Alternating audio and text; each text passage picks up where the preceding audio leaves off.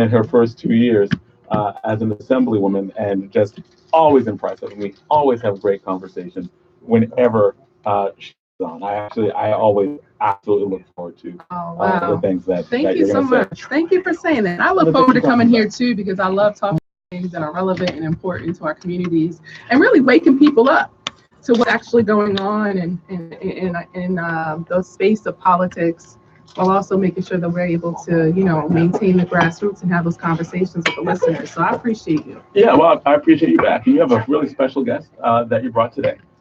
Because, like, I love how you always, like, there's the issues that are there, and you always find legislation in order to connect people. We have Wanda Edwards with us today, and I think it's appropriate. October is Domestic Violence Awareness Month, Mm-hmm. and Wanda Edwards is a minister who's been an avid activist Mm-hmm. throughout Yes. the country, actually, Yeah. on issues of domestic violence. So we're gonna have a good conversation because a lot of people are affected by this. That's right. It's one of those things that has repercussions across families. I mean, I'm an educator, and Hmm. as an educator, I actually experience the results Mm-hmm. of much of this Yeah. in the classroom. Mm-hmm. So thank you both for being here. You're welcome. Thanks for having me. Thank you and inviting me to Assemblywoman. Oh, I'm really great to be absolutely. here. Thank you. Absolutely. Well, Thank you.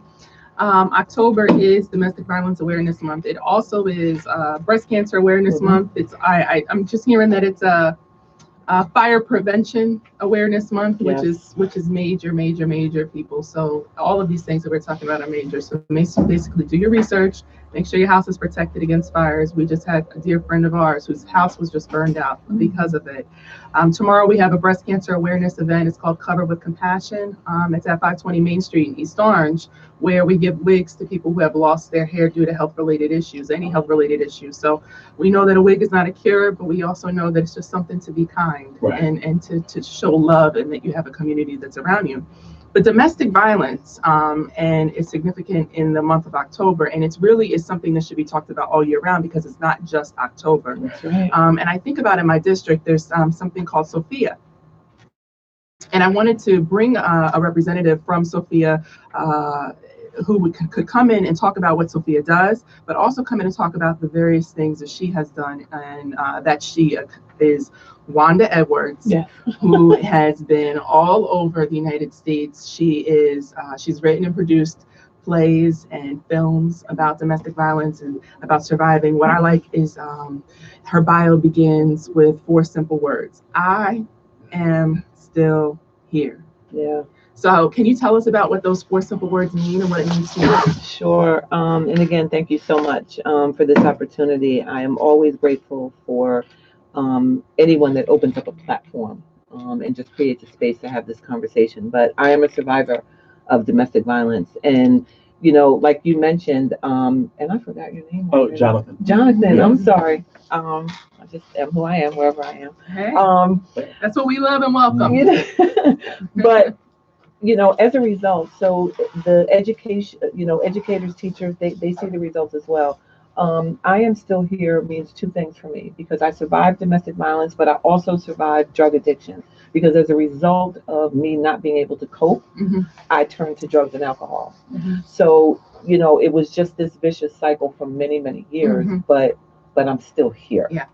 And so my goal is to just continue to give back and to continue to create that safe space, not just for victims and survivors, but for friends and family, for Right. teachers, Yeah. for coworkers, Mhm. the church, because it's everywhere. What is it that you think that people should know about domestic violence from the victim standpoint that you think is often misunderstood? That it's very simple to leave. Hmm. What? Yeah. That it's very simple to leave. A lot of times the question is always, well, why didn't you just leave? Right. And if it was me, Right. and I always say, but it's not. But it's not. Right. Okay, so it's not you. And what I always try to, there's 3 things: listen, believe, support. Hmm. Okay, Listen, believe, support. listen, believe, and support. Because the reality is that until a victim is ready, friends, family, loved ones, there's really nothing Hmm. that we can do Right. until the victim is ready to leave. What we can do is listen to them. We can be there. We can make a decision that we're going to be there. And if we can't, if watching them go through this is too much, it's okay to take a step back. Wow. But don't Wow. judge them, because just think in terms of trauma.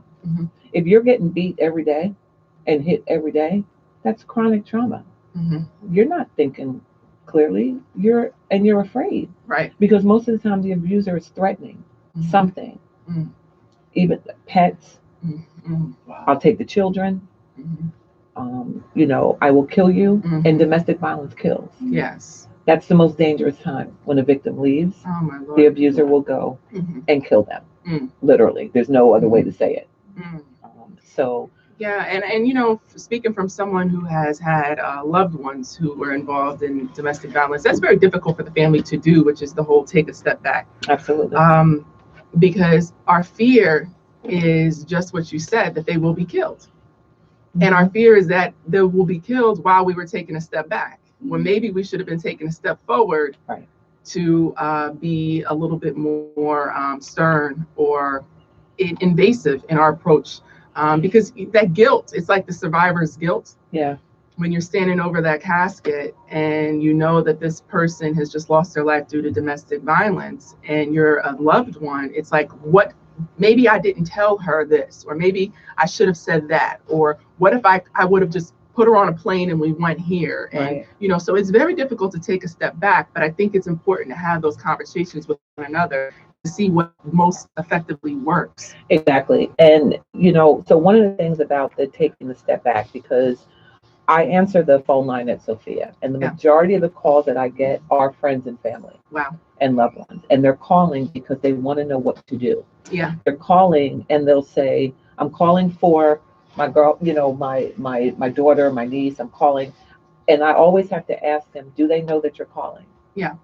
I'm going to give you the information and I'm going to have the conversation with you.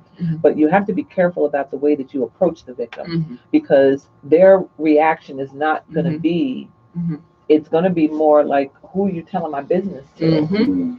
And so they're going to shut down. Is it an embarrassment or a stigma that comes along with being a domestic violence victim? It's a combination of things. And I would say that depending on where they are in their journey or in their relationship, it's going to depend on whether it's embarrassment or whether it's fear. Wow. Because it goes from one spectrum. So who are you telling my business to? If we unpack that a little bit, maybe it could be if he finds out who you told my business to. Exactly. Versus who are you telling my business to, because I don't want my business on the street, which is most everybody, right? Right. Yeah. Right. And it's more about the fear. Like you said, what if I took them away? And the reality is that if you can't do that,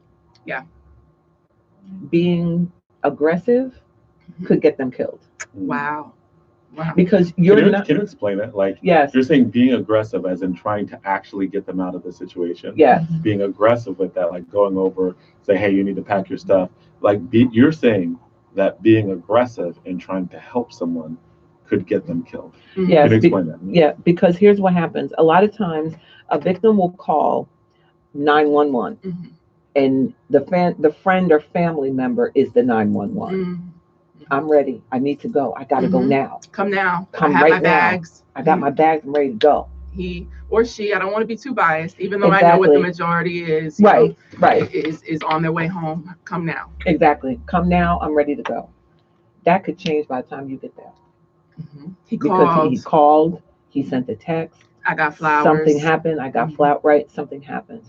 So when they shift, if you're in the moment there and they shift and you start, I thought you said you were ready and I thought you said you were going to come, they're not going anywhere. But when you leave, right, they still have to be there. They're gonna, and it's gonna be worse. So we also have what we call safety planning, and a safety plan. It's very specific to the person, where they live, where they work, and it's basically a series of questions on how to stay safe in your current situation until you're actually able to leave. What does that mean? Like, how do you stay safe in a situation that is inherently violent? Right. And okay, so that's how I left, by safety planning. Okay. I didn't know that that's what I was doing then, right? But that's what I did. But to your point, so most of the time the safety plan will talk about, it'll ask questions about where they live, like what the layout of their house is. So it's literally things like, don't run into a room that you're not going to be able to get out of. Right. A closet. Right. And it will say, if it gets to the point where it's getting physical and you have nowhere to go, ball up. And it talks about how to hold yourself, how to position your body, to not necessarily prevent the blows, but to protect vital organs.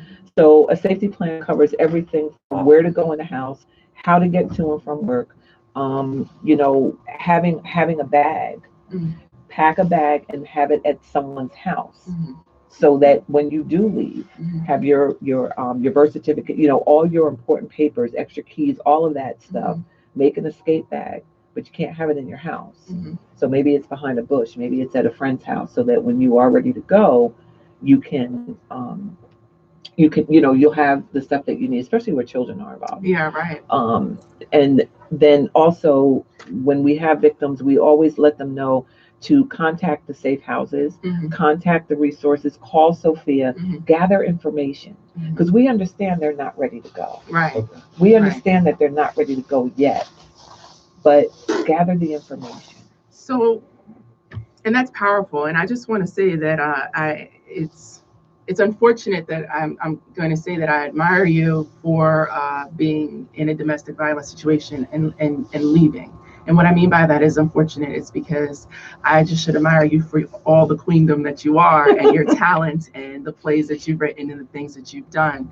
And it's sad that, you've had to go through those types of experiences, but they clearly you've taken them and used them to spread the word about these types of things and tell the story of so many different women, including yourself, to help other women. Yeah. I want to know something though, and I don't know if you have the answer to this or if anyone does, or maybe someone who's listening wants to comment or call in. But signs of an abuser. How do you, are there signs whenever someone is dating? Are there early signs? Because oftentimes I hear friends that I've had who have been in violent situations say he wasn't like this until we moved in together, or he never did that until we got married, or, are there early signs? Are we missing red flags, or is it really like a Dr. Jekyll, Mr. Hyde type of situation? It's definitely a Dr. Jekyll, Mr. Hyde. Wow. It definitely is. However, there's definitely signs though. And it's not necessarily the signs that we are necessarily going to look for, right? So, how does he treat his mother? How does he interact with his family? Does he actually have friends?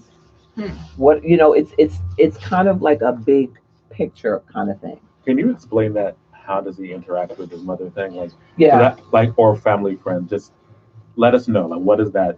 What are the things that we're not looking for, but are red flags? So, I mean, if you meet someone and you go around their family, and let's just say, not an abuse, just anyone, right? You're just kind of around their family, and you'll see whether or not they're comfortable. Are they uncomfortable around them? Does he speak kindly to his mother? Is he considerate to his mother, or any of the women in his family? Right.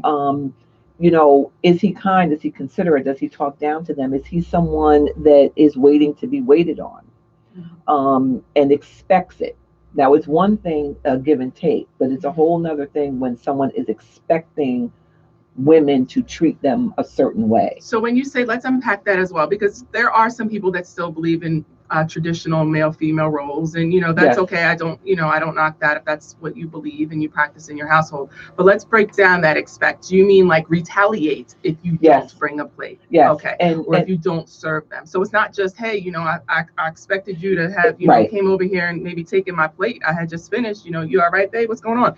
Maybe not necessarily like that, but like, now you didn't take this plate. Exactly. Now there's going to be a consequence. That's Is exactly that what you right. mean? That's exactly right. That's exactly right. That there's some, that's a good word to use. There's some type of retaliation Mm-hmm. when they don't either get their way, or you don't do, act, say, look, feel the way that they think you should look, act, think, say, or feel.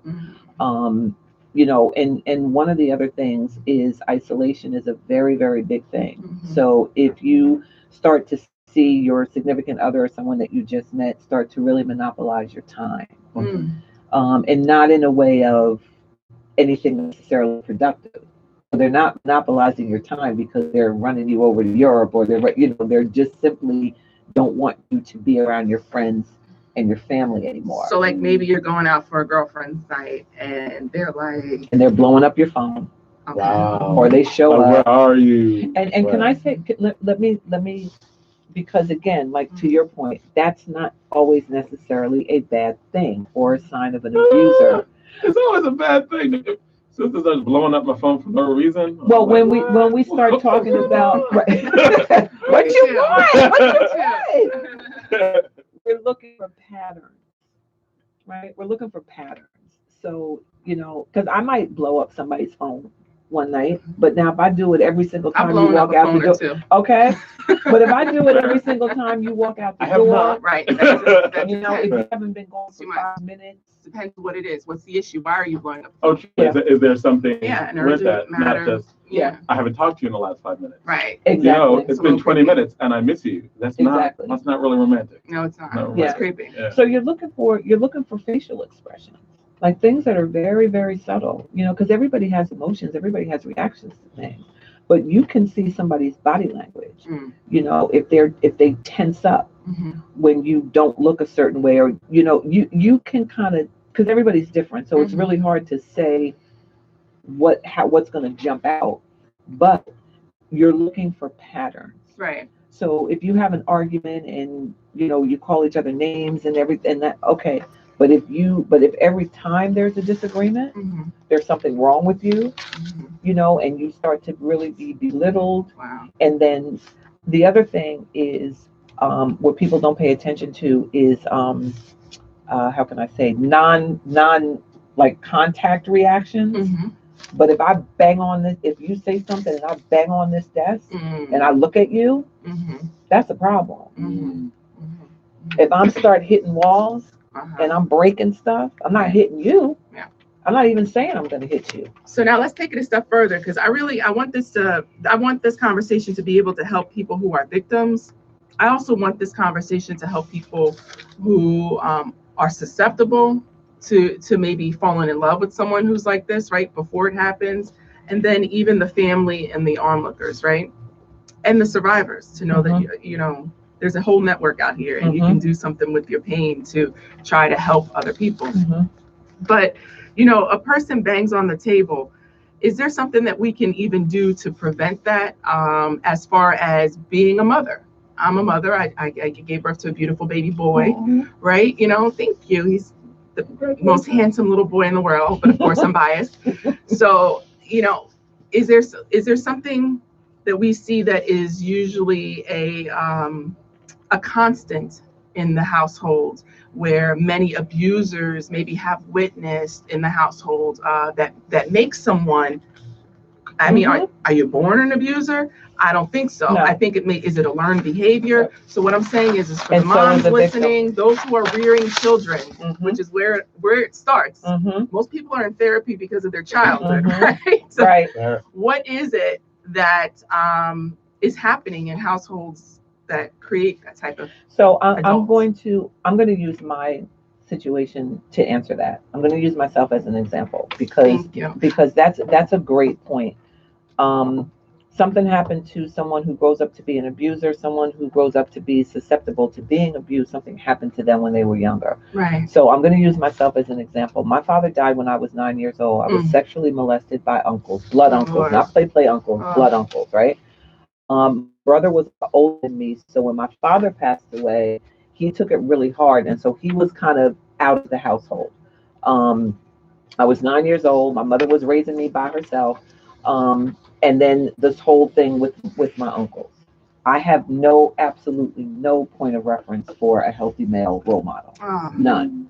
Meanwhile, my husband is growing up with a mother who is verbally and physically abusive to him and his brother. Watch what you say to your children, people. Okay, they're watching and they're listening. Yeah. So my husband is growing up hating women. Bottom line, doesn't like them. Now this is all hindsight, right? I don't know that at this point when we meet, but in hindsight, just during my process, he didn't like women. Wasn't me. I just happened, but he didn't like women. So, and then now for me, I got married very young. I was 20 years old when I got married. Had a very traumatic, my story, I'm very transparent because it just kind of leads up to these are the type of things that happen. So to your point, we have to pay attention to the children. Bullying. Bullying and domestic violence have a direct correlation because, and the bullies are 9 times out of 10 bullying because something is happening at home that they can't control. So they get to school and they're going to control that situation. They're going to be in charge here. They're going to feel, they're going to be seen here. So would you say that the child is witnessing the bullying at home and then coming to school and pretty much duplicating that? Yes. Right. And so if that's not addressed, right, with counseling with the teachers, I know you see that all the time. You know, then now we have a potential abuser. And with females, female bullies are not necessarily physical, it's more emotional, right? It's more it's emotional, it's degrading, it's that kind of thing with the females. Like, can you give an example? You're ugly. What's wrong with your hair? Didn't you wear that shirt yesterday? You stink. Nobody likes you. You know, it's more emotional bullying with females. So now if a female was bullied and that wasn't addressed, well, she's growing up to be a victim. Because that's what she's used to. So or maybe an abuser. Right? Like, because I know that there are guys I know that have been in both verbally and physically abusive relationships that are, and like bloody physical, right? Like relationships where is there any advice? And it's actually not uncommon, right? Like in terms of you know, there's a lot of anger in our community, right? Like a lot of trauma, there's a lot of anger. And that trauma and anger reacts, right? It reacts in women, it reacts in men. And often women take it out on their children, they take it out on their boyfriends, men take it out on their children, they take it out on their wives. And I know that same-sex relationships have even higher rates of domestic violence. What advice would you give or on how different people would deal with domestic violence? As in, is it different for a male to deal with domestic violence and what he has to do? Is it different in same-sex couples and how they deal with violence and what they have to do? Like just how the system treats them, the ability to get help, the actual need. Like, what are some of the things that people that we often don't look at as being victims of domestic violence? Is there anything special that they would need? So yes.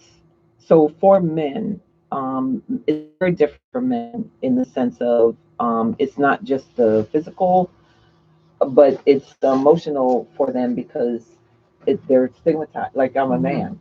How am I? Can't tell anybody that, right? You feel like how am I even letting? How am I even letting? There's a website. There's a website, and it's called For Guys. And it's a website that speaks specifically to men who are victims of domestic violence. There's one shelter in New Jersey now that now takes men that are victims of domestic violence. What shelter is that? I have the number.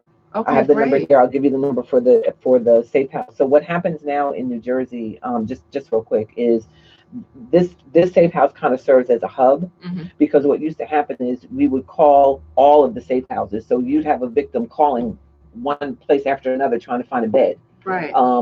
So now there's a hub and there's one number, and male or female calls the number, and if they're looking for immediate shelter, if they feel that they're in danger, and then now the safe house will actually, if they don't have a bed, they will do the calling around to try to find the bed. So we yeah, there's some things like that that have changed where victims are not so just out there when they're out there. Right. Try to help them a little bit more. So I want to say thank you for sharing your story and using it as an example, because I wasn't going to ask you to share your story. I Mhm. wanted you to volunteer it if that's what you chose to talk about, you know. But in addition to those resources, are there any other resources out there that can help people that have experienced domestic violence as well to get out? And is there a safe way to actually break up with someone? Mm. You know what? I'm gonna be honest. Wow. A lot of conversations will. How can I say? I'm not very specific when I'm asked that question because the reality is that the answer is no. Okay. It's not, Mhm. because your abuser, first of all, it does not want to be exposed. Let's start there. They don't want to be exposed. They don't know anything else but you either. Mm. So now you're trying to get away from them. They don't, 9 times out of 10, they don't have anything Wow. because the friends, the family have distanced themselves from them as well. So now what are they supposed to do? You're leaving? You crazy. So That's not going to happen. feels like the lifeline, the last. It's the lifeline. Mm. So I don't want to say no, like there's no safe way, but I Smart also way? don't want to Smart way. I also don't want to paint the picture that, because what happens is, especially with friends and family, a victim leaves and the friends and family go, whew, thank God. It's But over. then the danger is actually escalating, Exactly. and not just to the victim, but I know that like to the family as well, right? That's Like right. like our And a mayor's, bystander. our mayor lost his sister Yes. to something, you know, Mhm. like similar. Like we know that there was just recently a case where two people just tried to break up a domestic incident, a violence incident of Yep. domestic violence, and they were both killed. And they were both killed. They were like, hey, go and cool off, and instead of going to his car and cool off, he went to his car and got a gun and killed both of them. So Boy. Yeah. it's they should is that awareness just important that domestic violence is life or death danger. Yes. People who participate in that Mm. can be murderers, Yes. and that you have to deal with people who commit acts of domestic violence like they can kill you and the people around you, Yes. and let the people around you know that too. Yes. And I was also going to just like arming yourself, is that a good or bad idea? Because I know that some people say arming yourself is a good idea because you can defend yourself. Some people say it's a bad idea because they can take the weapon from you. I don't know if you want to take a stance on that, but it's like an obvious question when dealing with violence of this nature. I would never recommend that in the moment. Mhm. If and I what I mean by that is, once you're gone, and again, every situation is different. So once you've left, I would absolutely say, okay, I'm gone now, Mhm. based on where I am, based on what I might need to do, work, school, or whatever. I might need to take a look now about how can I protect myself. Right. But it's really going to depend on where you are and what you have to do, but also getting rid of the fear. Mhm. I'm going to share just one more thing. When I left my husband about 5 or 6 times before I stayed gone, and he kept finding me. Um, and the one time, and this is just, I'm sharing this to give an insight of the mentality of a victim. Right. He found me. I was in Atlantic City. He found me. He came in. I have 2 daughters at the time. They were a year and 9 months old. And he came in. He said, I'm going across the street to get a pack of cigarettes, and when I come back, I'm going to kill you. Wow. My Lord. Now, the police station was across the street. I could see it from the window. In my mind, I needed SWAT. Nobody from that police station was going to be able to help me. You felt as though he was that powerful. So I didn't even call him. I didn't even call the police. I waited for him to come back.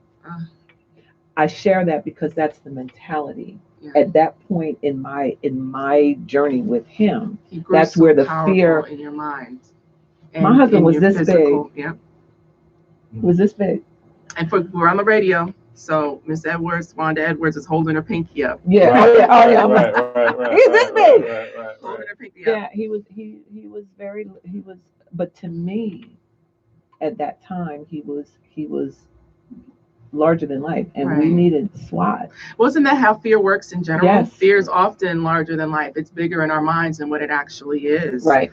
No, that's intense. And Yeah. thank you again for sharing that. I want to also unpack again the whole bullying connection with domestic violence. Mhm. Do you think that it's we're in this new social media Good. era, Speak, right? speak. And I do not like cyberbullying at all. I mean, we have had people who neither. were here on Rutgers Radio, and there was an incident a few years back where there was a suicide Right. be connected to cyberbullying and just different things. And you can be looking at your social media and you can be feeling great, and then all of a sudden there's people that maybe they're bad on you or telling lies about you, or and it's very interesting, right? But I think that it's also interesting because it's adults who have most of these social media accounts, and then the children are watching that in the cyberbullying. But then we tell our children, don't get online and don't cyberbully, but then they're still going ahead and doing it. Do you feel like there's this in this space for the whole internet generation? Absolutely. Do you feel like cyberbullying also has a connection to domestic violence? Oh, absolutely. Because Please elaborate. yeah. And the other thing is, just because I don't want to forget this, is what you mentioned about the adults and the children watching it.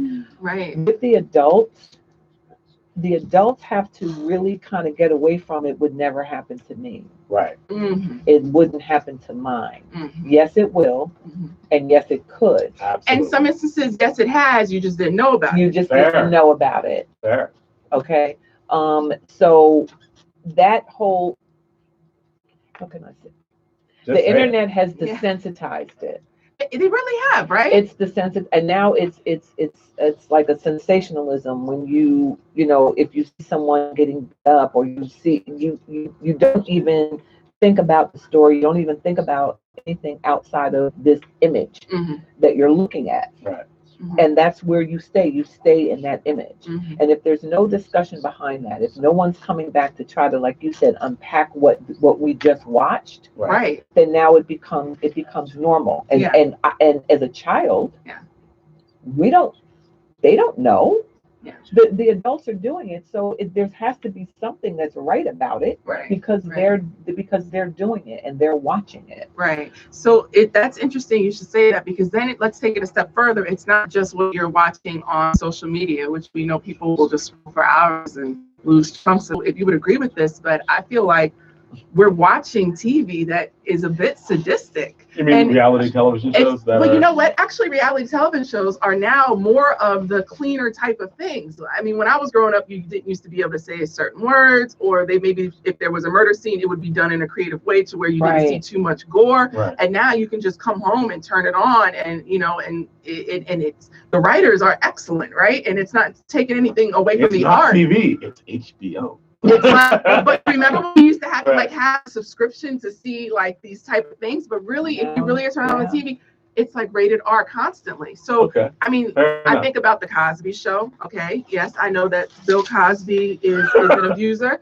I'm not in love with Bill Cosby. Cliff Huxtable, however, is a black hero. I'm getting ready to say might not be the best. But Cliff Huxtable is. I know you gotta agree with that one, right? Okay, but these are the things that we used to see. These were the images that were on television. And now when you take a look at some of the TV programming and the violence and it's very interesting. I'll be honest, everything starts at home. It just does. I have a grandson who plays football, and last Sunday I was at the game. It was a championship game, and there's at least 20 kids on his team. And I really turned around intentionally and looked in the stand, and there was maybe 7 people in the stand. Wow. And I was like, where are these parents? First of all, these little black boys, right? Where are you? Why aren't you here? Princes. Right. Why aren't you here? Watching? And And so I think, and I have friends that are educators as well. And it's so frustrating because no matter what they do Right. or what they try to do, the parents just don't show up. They're just not present. Now I'm sure there's extenuating circumstances and all that kind of Right. stuff. And so And trauma runs deep, right? Like exactly, lots of different things that people deal with, right? And exactly, that's something. exactly. And if the parents, and again, when we're talking about bullying and we're talking about domestic violence, we can't not talk about mental illness Right. Mm. Mhm. because Right. they're all intertwined. Mhm. A victim is going to suffer from depression. They're going to suffer from PTSD. Mhm. They're going to. So their reactions to things are going to be a little off if Right. they're not getting help. Right. Is it should the way that we look at and should the way that we look at domestic violence be that like there are a lot of victims of trauma in that situation and they all need help? Yes. Like we have like a cancel culture, right? Like if when we look at like issues of violence, abuse, and there's the abuser and the abuser, right? There's the abuser and the abused. Um, do we need a more complicated way of looking at that? Like, as in, there are like there are victims of trauma, and there are people who need help in different situations. Yes. Absolutely. And actually, in Bergen County, they have the Batterers Intervention Program Mhm. is in Bergen County, and they've been there for 30 years. What is that? And Like, so what they are geared to, like you were talking about, helping the abusers Mhm. to get help. Right. And it's the same thing. Even with a victim can come out of the situation and may not want to do anything mm, about it. And the cycle will continue again. They may not want to seek treatment as far as Exactly. therapy As far as or, therapy, healing, and then next thing anything. maybe they go and they choose someone who Mhm. has similar character traits. Mm-hmm. And no, that's interesting. So like I said, we have several different people that are listening from several different vantage points. We may have some who are going through it right now and are asking questions. So I will apologize in advance because I'm going to ask you to dig deeper in your personal story if you are comfortable with I'm that. fine. We had a listener who wanted to know, how did your husband find you? Because maybe this is a person who is Wow. looking to get away and they don't want to maybe leave the same breadcrumbs, if you will, Right. to where they are. So the first time I went down, I went to Atlantic City, and he found me because one of his friends came to the casino where I was working wow. and saw me, and came back up here and told him. Did that friend know that you were being abused? I don't really know the answer to that. Okay. I want to say yes, but I really don't know if he knew or not. Mhm. Probably no. Mhm. But he found me, and came back and told my husband where I was. It was funny because the night that my husband came down there, I didn't go into work that day, Mm. but he bought a pocketbook. He bought 3 pocketbooks for me and 2 for my daughters. So when I got to work the next day, my boss said, "Oh, somebody came Wow. and dropped this off for you." Now I'm telling you, it was right out of a Lifetime movie because when I opened the box and I see the big pocketbook and then the 2 little ones, I knew immediately that Who he it had found me. was. Oh, Right. Lord. So It's a threat, not a gift. it's a threat. Exactly. That's Mhm. like, I know where you are. Mm-hmm. The other way though that abusers will find their victims is they're stalking them. Mm.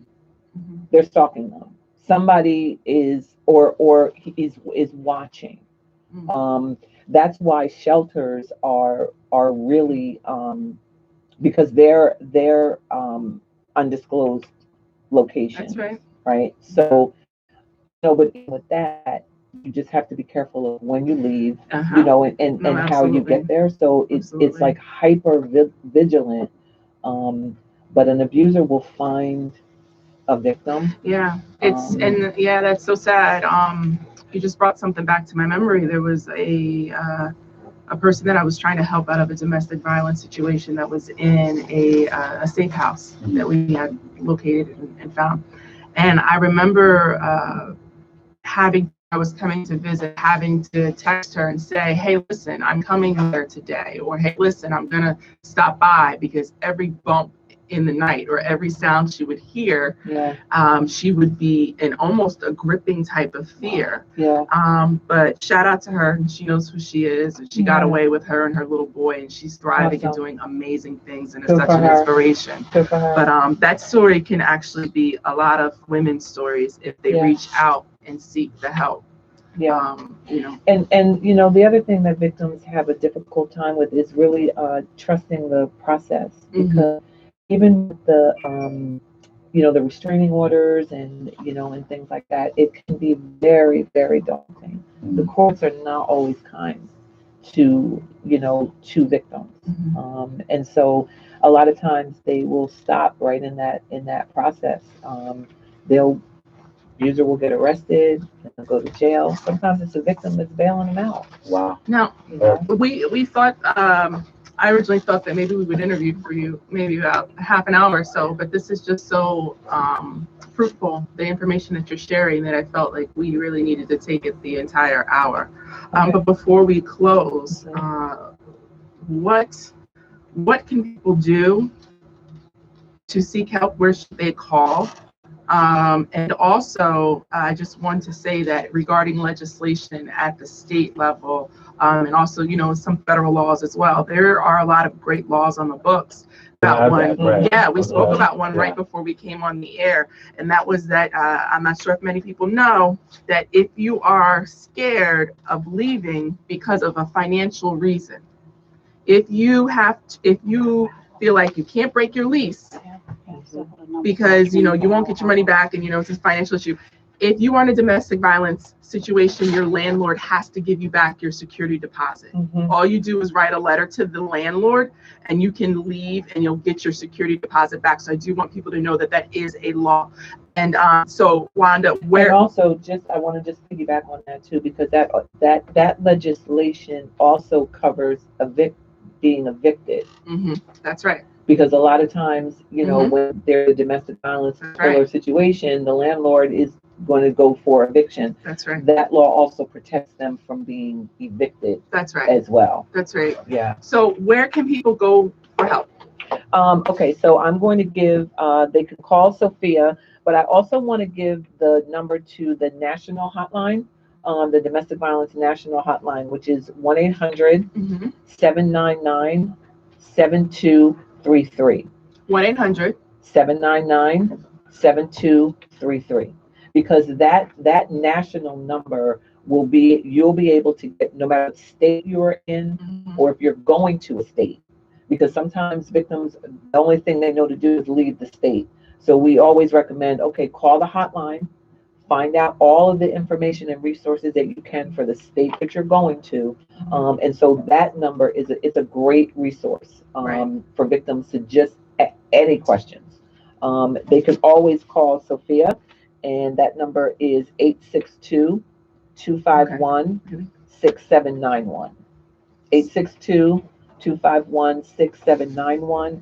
And I actually answer that phone line. So that's awesome. They'll get me on the phone. If you call that number, and you know what, repeat the number again. And I also want to say shout out to the producers and everyone here, because they're letting us go an extra 10 minutes. And thank you so much for that, because this information is so powerful. Thank you. We have this queen here willing to share her experiences and also trying to help other people so that they don't become a victim, they don't raise a victim, and that they can help those who are victims. So please continue, Ms. Edwards. So the number for Sophia is 862-251-6791. And I always tell, just call me. I answer the phone anytime it rings. Because a lot of times people just need to talk. Yeah. They just need to talk about it. Because once you talk about it, once you put it out there, you don't have to, especially for a victim, to just be able to talk. That's why I always say listen, and I want to just unpack those three things just very briefly. But listen, if a victim calls you friend, family, coworker, whatever, and they start talking, just listen to them. Just listen. Don't ask them any questions, because you start asking questions, now you're just being nosy. You know what happened. Right. You know why they're there. So just let them say what it is that they want to say. In a safe space. No judgment. No judgment. And believe them. with no judgment. And should you should you as a loved one say, "Oh, I'm calling the police. No. I'm doing this. I'm going to go tell so and so or this and that." That's definitely the wrong thing to That's say the at that wrong time. thing to say, but I'm glad that you brought that Because up. that's really good. It's a reaction, right? But as an educator, I am trained. I You get have certain information Mhm. to report, You're duty bound. right? Like being duty bound to report. You're That's right. saying that if someone comes to you, like who's being abused, um, to just listen. No, I'm good.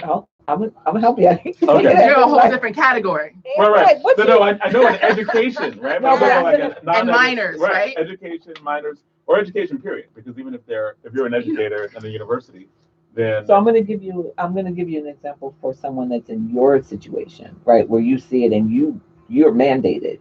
well, I know like Right. DIFIS, all the other stuff, Right. they're mandated reporters. Right. But you were saying that if your friend comes to you, Yeah.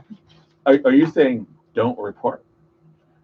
I'm saying that if your friend comes to you and they're talking to you, what you say to your friend is, "I'm concerned for your safety. How can I help you? I'm concerned for your safety. How can I help How you?" can I help you?" So you just listen to the story. Right. You can So cry with them, right? You can hug them. You can Absolutely. do all that. But you say it again. How- I'm concerned with I'm you. concerned about your safety. I'm concerned about your How safety. can I help you? How can I help? And let me tell you why, because Johnson's over here going, "You crazy." No. But let me tell you, Different people like different responsibilities for different roles. and even with, That's right. look at it this way, the victim is being victimized. We know that. So now they come and they're talking to you and you're going, "Well, you need to call the police." Okay, if you don't call the police, I'm going to call the police. Mm, You're re-victimizing them. mm.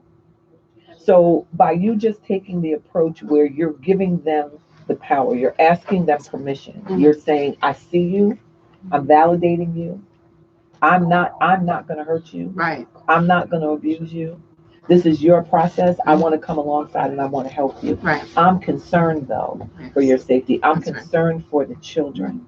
Hey, How Councilwoman can Donna I- Williams. How can I help you?" That's right. And for like educators, and it's almost the same thing. Like you have to let them know. Right. Like the training that we get is Yeah. when it gets to the point where you think you're about to hear something, you have to say, Absolutely. "Look, hey, wait, before you go any further, I'm a mandated reporter. Absolutely. So if you tell me, Mhm. then I am going to have to do certain things." Exactly. And that gives them the power because if they tell you, they know you're going to have to do certain things, Exactly. which is a different way they can cry for help. Exactly. So can I just, I got to that's ask exactly a question for, and I think we used 5 minutes of our extra 10. So maybe we can try to take on this next topic of domestic violence in the next 5. But meeting you where you're at as an educator, you're an educator of minors. Let's talk about that because we think of domestic violence as boyfriend, girlfriend situation, husband, wife situation, whatever your relationship, a romantic relationship is what I should say. Mhm. But what about whenever it's a child who is being abused in the household, whether or not it be physically, sexually, there's so many different forms of abuse. Mhm. So they come and they report it to you as a teacher. You are duty bound to make that report. Right. Not sure if teachers are duty bound to make the report if the child comes to you and says, "Mommy hits daddy" or "Daddy hits Yes. mommy." There you go. I love that. Well, Okay. we're bound to report Absolutely. All situations in the household. Yep. So That is my understanding of it. So for the children, if there's anyone who is below the age of 18, you can know that you can go to your teacher and provides a safe space for you to be able to seek help. Right. And seek help That's where what I wanted to they get will to. definitely have to call social services. Mhm. Right. And I mean, that's a fine line Mhm. as well. I shouldn't say fine line. I should say it's potentially dangerous, Right. especially if the parents or whoever the victim don't know. Mhm. Right. But it's a catch-22 Right. because you're mandated. Right. Mhm. That's why they made the mandate so that you wouldn't have to have those moral dilemmas. Mhm. Right. Have to do it. It's like legislated it so that I have to do it. Mhm. So Right. even if I have certain concerns, I have to trust that there are certain professionals Mhm. that will, be able to make the appropriate calls. Right. And that's difficult because sometimes, well, I mean, I don't want to say that on the air, but sometimes like educators are conflicted when they see what happens. Well, yeah, and I mean, because again, if you make the call and the person on the other end of the line drops the ball, that could be a whole family. A whole family that is That now whole family that potentially massacred. exactly, My Lord. exactly. That's what I didn't want to So say. no, I mean, right. but Right. but I mean, but it happens. We've seen it. We've seen it happen. And that's a fine line, and I don't know what the remedy is for that. I don't know how that kind of becomes a little bit more cohesive so that there's this safe pass off, if you will, of the situation to where somebody else is going to take it and take just as much care as you did, and then just as much care because that's the reality of it. Yeah. Well, thank you so much. Well, we still have that. I know we're coming to an end, and we're going to have that. We really do. We're going to have you back because there's a lot to talk about. And there's a lot more to unpack. We didn't even get into the legislation that, needs to happen. Is there, I don't even know. And let's talk about that. So we should really have that conversation when we bring you back. I look forward to that. There's also one more question that we always ask of all of our guests. Shifting gear. Okay. Shifting gear. Okay. There's a question that we ask to all of our guests, and that is the question of because we're All Politics Local, America's number one political hip hop radio talk show. So, who is your favorite hip hop artist, individual, or group?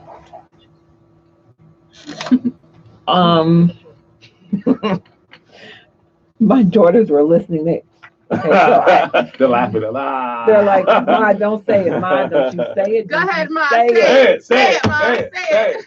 I like Ja Rule. Okay. Oh, we have friends. I was a Ja Rule fan back in the day. I like Ja Rule. Okay. 50 did not have to come through the way he did. No, he did. really did. He did. Wow.